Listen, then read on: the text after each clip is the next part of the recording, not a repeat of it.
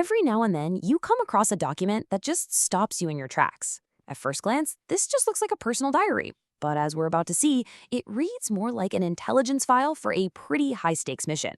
So today, we're going to deconstruct it piece by piece and figure out what is really going on here.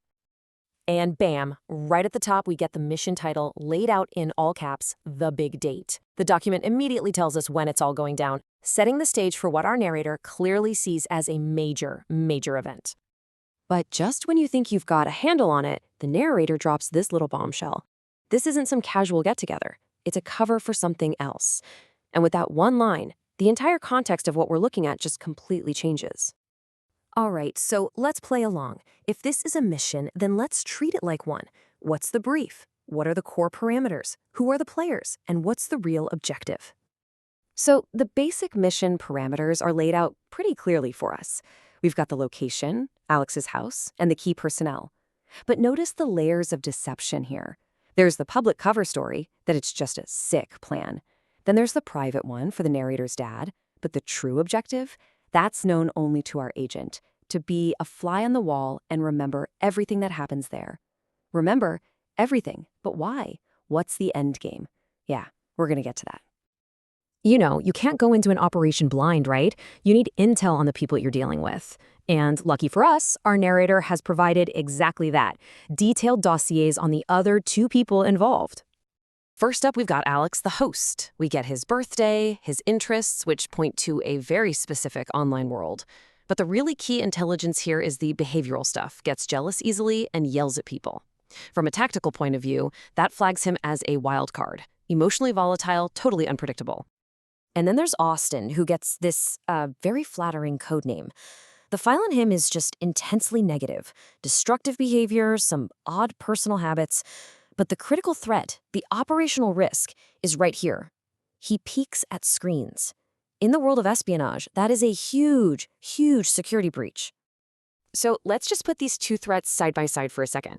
With Alex, you're dealing with emotional chaos, a potential loose cannon. But Austin, he's a different kind of threat entirely. He represents a physical and, more importantly, an operational security threat to the entire mission. Now, to really get inside the head of our analyst here, we've got to take a little detour. It might seem totally random at first, but stick with me, because this is going to show you exactly how this person's mind works. It all starts with this, €5. That's it. Doesn't seem like much, right? But just wait till you see what our narrator turns this into.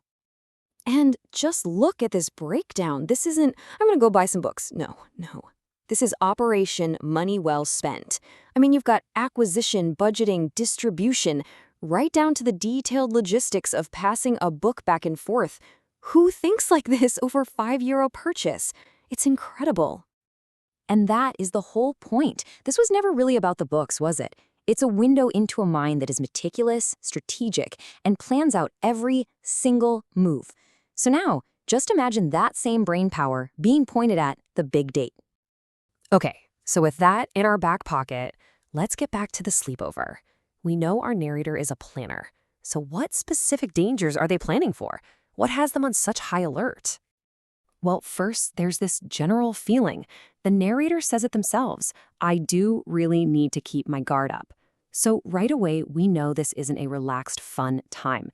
This is a high alert situation. The mission requires constant vigilance. And then that vague feeling of danger gets a laser focus. It all comes down to Austin and one specific weak point, the phone. The biggest risk, the one that could bring the whole thing crashing down, is Austin's known tendency to peek at screens. The stakes could not be clearer, and they're laid out with this one dramatic word, finito. This isn't just a minor setback. If Austin sees that phone, the entire operation is over. It is a total, catastrophic failure. So what are we talking about when they say finito? It's simple. It means your cover's blown. The observation mission is immediately compromised. It is, for all intents and purposes, game over. And here's why. This is the last piece of the puzzle that makes everything click. Why is a phone so important? Because the plan is to report everything to Ben. The phone isn't just a phone. It's a direct communication line to some kind of handler or confidant. This isn't just watching anymore. This is active intelligence gathering. Okay, so let's put it all together. Let's synthesize all this intel as we're counting down to the big day, to the mission itself. We can see this clear timeline taking shape. On Thursday, just a couple of days before, we see the narrator's strategic mind in action with that book plan. And then, Saturday, it's showtime. The big date is on. So, what's the bottom line here? When you peel back all the layers of deception and personal notes, what are you left with? It's this simple and kind of stunning truth. A seemingly normal sleepover is actually the cover for a covert intelligence gathering operation. And that leaves us with one last big question to think about. Our narrator is committed to remembering everything, to documenting and reporting it all back. But where's the line? When you're recording everything that happens in a supposedly private moment, are you just a witness? Or have you just become a spy?